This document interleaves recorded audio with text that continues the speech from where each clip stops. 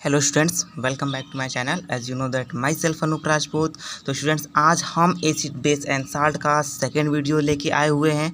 Part 1 की video में हम लोगों ने बहुत अच्छे से एसिड्स के बारे में डिस्कस किया था। एसिड इसका नाम क्यों पड़ा, एसिड वर्ड कहाँ से आया था, एसिड की प्रॉपर्टीज़ क्या थी, हमने देखा था बहुत सारा। एसिड नेचर में कैसा होता है, एसिड श्योर इन टेस्ट होता है, नेचर में कोरोसिव होता है, और जिस सब्सटेंस में एसिड पाया जाता है उसे हम लोग एसिडिक सब्सटेंस बोलते हैं। बाद में मैंने लास्ट उस वीडियो में जाते जाते मैंने लास्ट में डिस्कस किया था अरहेनियस थ्योरी, बट वीडियो लेंदी ना हो जाए इसलिए मैंने कट कर दिया था यहाँ पे। तो मैं इस वीडियो में आपको अरहेनियस थ्योरी आपको समझाता हूँ आखिर क्या थी अरहेनियस थ्योरी। ठीक है, कि अरहेनियस ने क्या कहा था 1884 में क्या कहा था। He told somethings about acid in the year 1884 which is called Arrhenius theory. यानी कि अरहेनियस ने एसिड से रिलेटेड कुछ बातें कही थी और उसी बात को हम लोग अरहेनियस थ्योरी भी बोलते हैं। तो क्या कहा था अरहेनियस ने ये कहा था कि जब आप किसी भी एसिड को वाटर में डिज़ोल्व करेंगे तो वो क्या प्रोड्यूस करेगा, H+ आयन प्रोड्यूस करेगा। वो क्या करेगा, H+ आयन प्रोड्यूस करेगा, और वो H+ आयन वेरी अनस्टेबल होगा और वो फटाक से हमारे वाटर मॉलिक्यूल के साथ कंबाइन करके हाइड्रोनियम आयन, या उसी को हम लोग हाइड्रोक्सोनियम आयन भी बोलते हैं, वो प्रोड्यूस करता है। यही था अरहेनियस थ्योरी। क्या कहा था अरहेनियस ने ये बोला कि एन एसिड सब्सटेंस, कोई भी जब सब्सटेंस जिसमें एसिड पाई जाती हो, N acid substance which dissolve in water, it's ionizes and release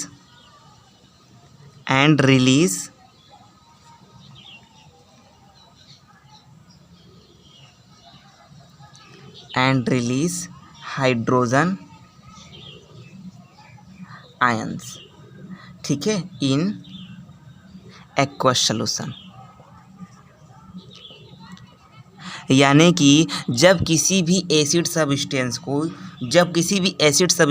या जब किसी भी एसिड को वाटर में डिज़ोल्व किया जाएगा, विच डिज़ोल्व इन वाटर, जब किसी भी एसिड सब्सटेंस को वाटर में डिज़ोल्व किया जाएगा तो सबसे पहले तो वो आयोनाइज होगा। आयोनाइज का मतलब अपने अपने आयंस में डिवाइडेड हो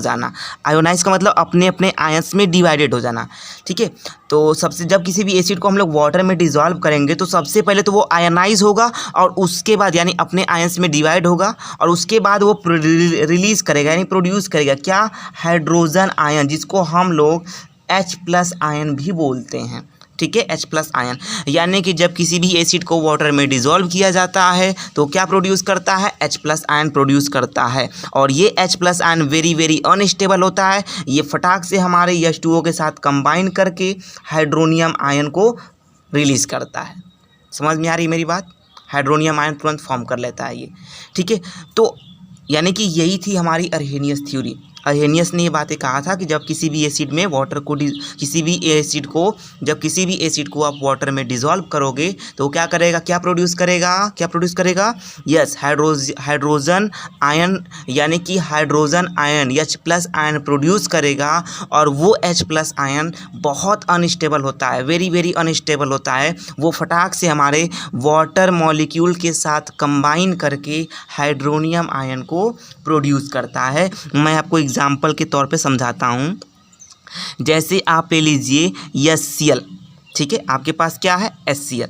जब HCl को हम लोग वाटर में यानी कि H2O में डिज़ोल्व करेंगे तो क्या प्रोड्यूस करेगा, ये क्या प्रोड्यूस करेगा, ये H+ आयन और प्लस Cl- आयन में डिवाइडेड हो जाएगा। तो ये इसी को बोला जा रहा है आयोनाइज, यानी जब किसी भी एसिड सब्सटेंस को वाटर में डिसॉल्व किया जाएगा तो सबसे पहले तो वो आयोनाइज होगा, और आयोनाइज होने के बाद वो क्या करेगा, H+ आयन प्रोड्यूस करेगा। और ये H+ ion very very unstable होता है। ये फटाक से हमारे वाटर मॉलिक्यूल के साथ कंबाइन करके, H2O के साथ कंबाइन करके हाइड्रोनियम आयन क्या कर लेता है, फॉर्म कर लेता है। क्लियर इतनी बातें? मैं भी और आपको एग्जांपल समझाता हूँ, ठीक है। जैसे यहाँ पे इसको मैं इरेज करता हूँ, जैसे इस पर आप देखिएगा, जैसे मैं ले लेता हूँ आपको H2SO4 को जब आप वाटर में डिसॉल्व करेंगे तो क्या करेगा, ये हाइड्रोजन आयन को H+ आयन प्रोड्यूस करेगा और प्लस SO4 माइनस आयन। अब देखिए SO4 पे -2 चार्ज होता है तो यहाँ पे 2 हाइड्रोजन आयन प्रोड्यूस करेगा यहाँ पे। उसी प्रकार से आप देखिए HNO3 को जैसे ही हम लोग वाटर में डिसॉल्व करेंगे, H2O में डिसॉल्व करेंगे तो क्या करेगा, H+ आयन प्रोड्यूस करेगा plus NO3 minus ion produce करेगा। तो NO3 पे -1 चार्ज, इसलिए यहाँ पे 1 हाइड्रोजन रहेगा यहाँ पे, ठीक है। अगर आप इसी प्रकार से आप H2CO3, ठीक है, कार्बोनिक एसिड को जैसे ही आप वाटर में डिसॉल्व करेंगे तो ये क्या करेगा, H+ आयन प्रोड्यूस करेगा और प्लस CO3 -2। अब देखिए CO3 पे -2 है, इसलिए यहाँ पर लग जाएगा 2, ठीक है। यानी कि ऐसे भी आप देख सकते हैं यहाँ भी, बट इसके हिसाब से मत देख के बताइएगा, आयंस के हिसाब से उसका बेसिसिटी बताई जाती है, ठीक है। तो अब एक मैं और आपको एग्जांपल दिखाता हूँ। जैसे मान लीजिए आप H3, इसको हम लोग बोलते हैं sulphuric acid, nitric acid, carbonic acid, और ये H3PO4 जिसको हम लोग बोलते हैं फास्फोरिक एसिड, ठीक है, फास्फोरिक एसिड। तो जब किसी भी हम लोग जब ये भी एसिड हमारा है, ये भी एसिड है, इसको भी वाटर में डिसॉल्व करेंगे तो क्या प्रोड्यूस करेगा, ये क्या प्रोड्यूस करेगा, ये प्रोड्यूस करेगा H+ आयन और प्लस में PO4। अब भी PO4 पे -3 चार्ज, इसलिए यहाँ पे लग जाएगा 3 हाइड्रोजन। तो इस तरीके से आप देख सकते हैं यहाँ पे कि कोई भी एसिड को वाटर में डिसॉल्व करने के बाद वो क्या प्रोड्यूस कर रहा है, H+ आयन प्रोड्यूस कर रहा है। और ये H+ आयन क्या होता है, वेरी अनस्टेबल होता है, वेरी अनस्टेबल होता है। ये फटाक से हमारे H2O के साथ कंबाइन करके H3O+ आयन, यानी इसको हम लोग बोलते हैं हाइड्रोनियम आयन प्रोड्यूस करता है। क्लियर इतनी बातें? बोलिए क्या था अरेनियस थ्योरी ने बोला था कि जब किसी भी एसिड को वाटर में डिसॉल्व किया जाएगा तो वो क्या प्रोड्यूस करेगा, H+ आयन प्रोड्यूस करेगा। और वो H+ आयन क्या होता है, वेरी अनस्टेबल होता है। वो फटाक से हमारे क्या करता है, H2O मॉलिक्यूल के साथ कंबाइन करके क्या फॉर्म कर लेता है, हाइड्रोनियम आयन फॉर्म कर लेता है, ठीक है। इसको इरेज करूं मैं, इसको इरेज कर दें, यस। मैं फिर से एक बार आपको अरेनियस थ्योरी समझा देता हूं, फिर से एक्सप्लेन कर देता हूं आपको अरेनियस थ्योरी। कि अरेनियस ने बोला था कि जब किसी भी एसिड को आप वाटर में डिसॉल्व करोगे तो वो क्या प्रोड्यूस करेगा, H+ आयन प्रोड्यूस करेगा। और जब किसी भी एसिड को वाटर में डिसॉल्व किया जाता है तो वो सिर्फ और सिर्फ वनली पॉजिटिवली चार्ज आयंस ही प्रोड्यूस करता है, रिलीज करता है इन एक्वस सॉल्यूशन। यानी जब किसी भी एसिड को नॉट नेगेटिव सिर्फ H+ आयन प्रोड्यूस करेगा, not K+, not Na+, not Ca2+, समझ में है, नॉट Li1+, यानी कि सिर्फ और सिर्फ जब किसी एसिड को वाटर में डिसॉल्व किया जाएगा तो वो सिर्फ और सिर्फ वनली H+ आयन प्रोड्यूस करेगा, न कि Na+, न कि Ca+2, Li+1, K+1, ऐसे कुछ नहीं, सिर्फ और सिर्फ H+ आयन प्रोड्यूस करेगा। और ये H+ आयन क्या होता है, वेरी अनस्टेबल होता है।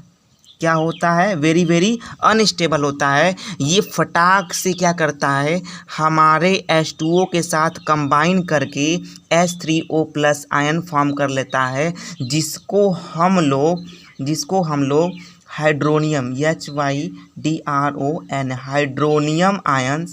हाइड्रोनियम आयंस, या इसी को हम लोग HYDROXO हाइड्रोक्सोनियम आयन भी बोलते हैं, ठीक है। तो और कभी कभी क्वेश्चन पूछ दिया जाता है हाइड्रोनियम आयंस का अदर नेम क्या है, तो हाइड्रोक्सोनियम आयन भी बोलते हैं। आई होप आपको अरेनियस थ्योरी क्लियर होगा।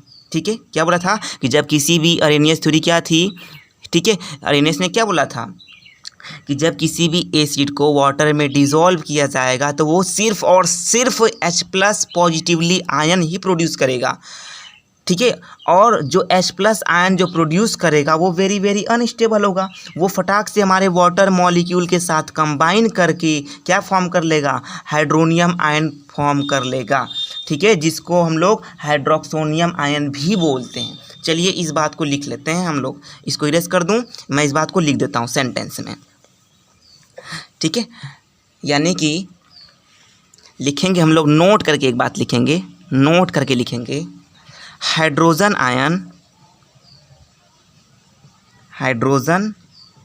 Ions do not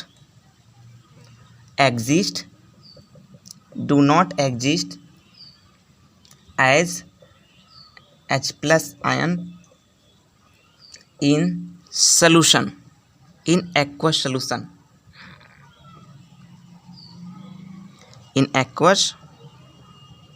solution they attach themselves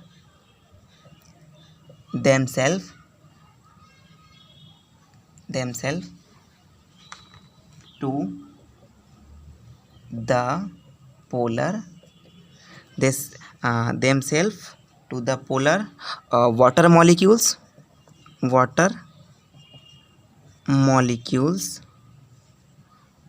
to form hydronium ions or हाइड्रोक्सोनियम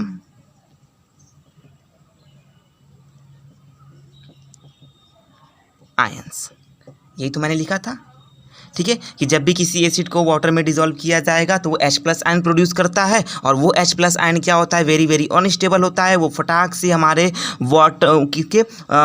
water molecule के साथ कंबाइन करके, पोलर वाटर मॉलिक्यूल के साथ कंबाइन करके H+ आयन क्या करता है, वो सॉरी मिस्टेक है, हमने भी यही तो बताया था कि जब भी कोई एसिड को वाटर में डिसॉल्व किया जाएगा तो वो H+ आयन प्रोड्यूस करेगा, और वो H+ आयन क्या होता है, वेरी वेरी अनस्टेबल होता है। वो क्या करता है, तुरंत वो H+ आयन खुद को तुरंत पोलर वाटर मॉलिक्यूल के साथ कंबाइन करके हाइड्रोनियम आयन या हाइड्रोक्सोनियम आयन को क्या कर लेता है, फॉर्म कर लेता है।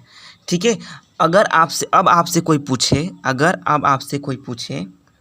So if I ask acid give, acid क्या, अगर मैं अब आपसे पूछूं कि जब किसी एसिड को वाटर में डिसॉल्व किया जाता है तो वो प्रोड्यूस क्या करता है, फाइनली प्रोड्यूस क्या करता है, H+ आयन और H3O+ आयन। तो इसका करेक्ट आंसर है H3O+ आयन।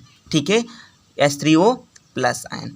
ठीक है, अब यहाँ तक तो क्लियर है। ये थी हमारी अरहेनियस थ्योरी, आपने अरहेनियस थ्योरी के बेस पे आपने क्या किया, उसको देखा कि जब भी किसी एसिड को वाटर में, जैसे यहाँ पे मैंने बताया ना एग्जांपल में, यहाँ पे जैसे आप HCl ले लीजिए, HCl को जैसे ही हम लोग वाटर में डिसॉल्व करेंगे तो क्या करेगा, H+ आयन प्रोड्यूस करेगा प्लस Cl- आयन प्रोड्यूस करेगा। अब ये H+ ion very very unstable होगा, ये फटाक से हमारे H2O मॉलिक्यूल के साथ कंबाइन करके हाइड्रोनियम आयन को क्या कर लेगा, फॉर्म कर लेगा। हाइड्रोनियम आयन का दूसरा नाम क्या है, या उसी को हम लोग एक और नाम से जानते हैं जिसका नाम है, बोलिए क्या, हाइड्रोक्सोनियम आयन। ठीक है, हाइड्रोक्सोनियम आयन। चलिए यहाँ तक अब हम लोग नेक्स्ट बढ़ते हैं, नेक्स्ट टॉपिक की तरफ। सो स्टूडेंट्स, यहाँ से एक बात आप बिल्कुल लर्न कर लीजिएगा कि जिसमें में तुरंत वाटर मॉलिक्यूल के साथ कंबाइन करके क्या फॉर्म कर लेता है, हाइड्रोनियम आयन फॉर्म कर लेता है। ठीक है, बट यहाँ भी हम लोग पढ़ेंगे ड्रॉबैक। यहाँ भी जो अरहेनियस है ना, ये अरहेनियस पास आउट नहीं किए, ये फेल कर गए। क्यों फेल कर गए, यानी ड्रॉबैक क्या हम लोग पढ़ते हैं इसका, ये आखिर फेल क्यों कर गए, ड्रॉबैक क्या इसके, ड्रॉबैक ठीक है, यानी अरहेनियस फेल क्यों कर गए? Because he fail to explain the acidic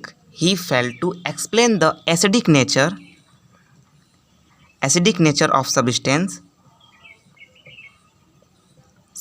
like CO2, SO2, SO3 etc.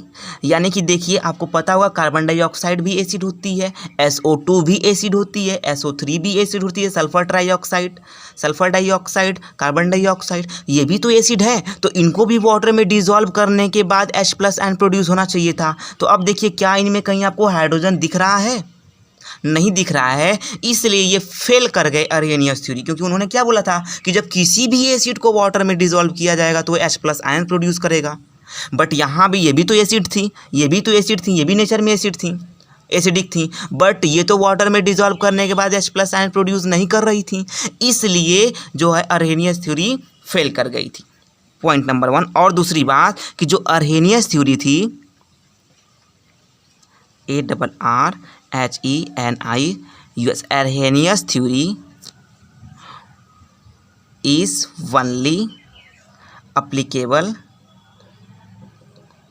Only applicable to aqueous solution, यानी कि ये अरहेनियस थ्योरी ज़्यादा से ज़्यादा सिर्फ एक्वस सॉल्यूशन के लिए ही फॉलो कर रही थी, अप्लीकेबल थी। और जो नॉन एक्वस सॉल्यूशन में जो एसिडिक थी कुछ, तो वो उस पर तो फॉलो कर नहीं रही थी। दूसरी next point he can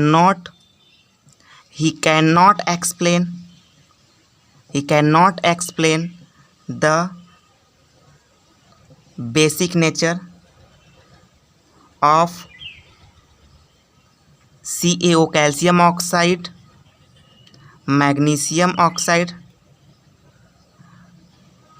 NH3, ammonia. यानी कि अब देखिए, ये भी एसिडिक होती हैं नेचर में, इनको भी उन्होंने एक्सप्लेन नहीं कर पाया था। यानी कुल मिला जुला के उनका फेलियर का रीज़न ये था क्योंकि उन्होंने बोल दिया था कि जब किसी भी एसिड को वाटर में डिसॉल्व किया जाएगा तो सिर्फ और सिर्फ H+ आयन प्रोड्यूस करेगी, जबकि यहाँ पे देखिए इनमें कहीं आपको हाइड्रोजन दिख नहीं रहा। ये भी एसिडिक होती हैं नेचर में, बट इनमें कहीं आपको H+ आयन दिख नहीं रहा है। ठीक है, यहाँ भी दिख रहा है, बट ये भी अमोनिया पे NH3 अमोनिया, इस पे भी वो फेल कर गए थे, क्योंकि इसमें मतलब कि इन सभी को जब वाटर में डिसॉल्व किया जा रहा था तो ये H+ आयन प्रोड्यूस नहीं कर रहे थे।